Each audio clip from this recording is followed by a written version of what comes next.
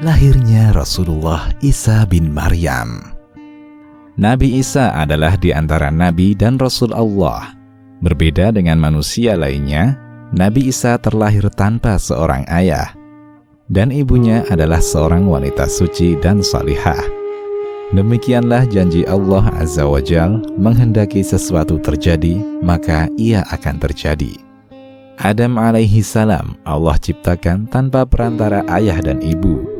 Hawa terlahir tanpa campur tangan wanita, dan Isa hanya dari seorang ibu. Maryam melahirkan manusia mulia. Maryam adalah seorang wanita salihah yang menjaga diri dan kehormatan. Sudah kami tuliskan kisah Maryam menjaga kesucian dirinya dengan judul Maryam Teladan Bagi Muslimah. Berita tentang kelahiran Nabi Isa alaihi salam menyebar perlahan. Satu persatu orang tahu bahwa Maryam yang tak bersuami melahirkan anak laki-laki. Saat hendak melahirkan putranya, Maryam menyendiri di ujung timur Masjid Al-Aqsa. Allah Ta'ala berfirman, maka Maryam mengandungnya, lalu ia menyisihkan diri dengan kandungannya itu ke tempat yang jauh. Quran Surat Maryam ayat 22. Lahirlah Nabi Isa alaihi salam di tempat tersebut. Maryam menyepi dan menyendiri. Ia takut beredar fitnah tentang dirinya di masyarakat. Tentu mereka akan bertanya, dari mana ia peroleh anak itu? Mana suamimu? Apakah dia berzina? Siapakah bapaknya? Dan tuduhan lainnya. Ia takut akan semua gunjingan itu. Peristiwa ini sangat berat baginya. Seorang wanita tak akan tahan jika kehormatannya dijadikan hina. Maryam adalah wanita siddiqah, ahli ibadah. Ia mengabdikan diri di tempat yang suci, di tanah yang mulia dan kudus. Disebutkan, keluarganya pun menanyakan tentang putranya, tentang Isa bin Maryam. Mereka bertanya, apakah bisa tanaman tumbuh tanpa benih? Bisa. Siapakah yang pertama menciptakan tanaman? Jawab Maryam retoris. Mereka kembali bertanya, bisakah pohon tumbuh tanpa air? Bisa. Siapa yang menciptakan pohon pertama kali? Jawab Maryam. Mereka bertanya lagi untuk yang ketiga kali, bisakah seorang anak lahir tanpa seorang ayah? Maryam menjawab, bisa. Sesungguhnya Allah menciptakan Adam tanpa ayah dan ibu. Mereka pun diam. Keluarga Maryam adalah orang yang mencintai dan mengenalnya. Mereka pun tetap mempertanyakan. Timbul sebersit rasa di hati mereka. Lalu, bagaimana pula dengan orang-orang yang jauh, orang-orang fasik? Apa yang akan mereka katakan? Manusia dalam keadaan Nabi Isa ini terbagi menjadi tiga. Pertama, orang-orang Yahudi. Mereka menuduhnya sebagai anak zina, karena menurut mereka Maryam berzina dengan Yusuf An-Najjar. Kedua, orang-orang Nasrani. Mereka menganggap Isa sebagai anak Allah dan Maha Suci Allah dari yang demikian. Ketiga, orang-orang Islam. Mereka memuliakan Nabi Isa sebagai seorang nabi dan rasul, namun tidak berlebih-lebihan terhadapnya dengan mengimaninya sebagai hamba Allah. Maryam pergi ke Bethlehem. Saat sampai di sana, ia berucap, sebagaimana firman Allah Ta'ala, aduhai, alangkah baiknya aku mati sebelum ini, dan aku menjadi barang yang tidak berarti, lagi dilupakan.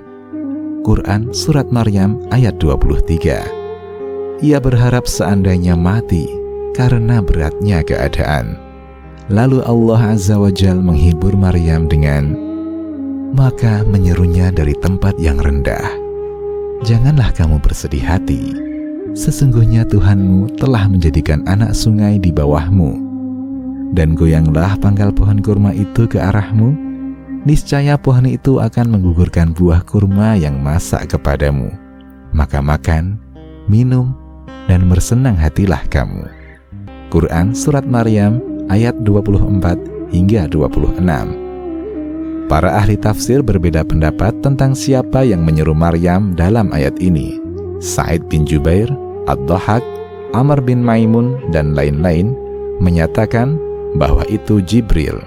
Mujahid, Al-Hasan, dan lain-lain menyatakan bahwa Nabi Isa berbicara kepada Maryam. Ia menghiburnya. "Wahai ibu, janganlah bersedih." Sang anak menunjukkan bahwa kelahirannya adalah mukjizat dan karunia dari Allah Subhanahu wa Ta'ala. Maryam pun menjadi tenang. Maryam bertemu kaumnya. Setelah merasakan ketenangan, Maryam pulang dan bertemu kaumnya.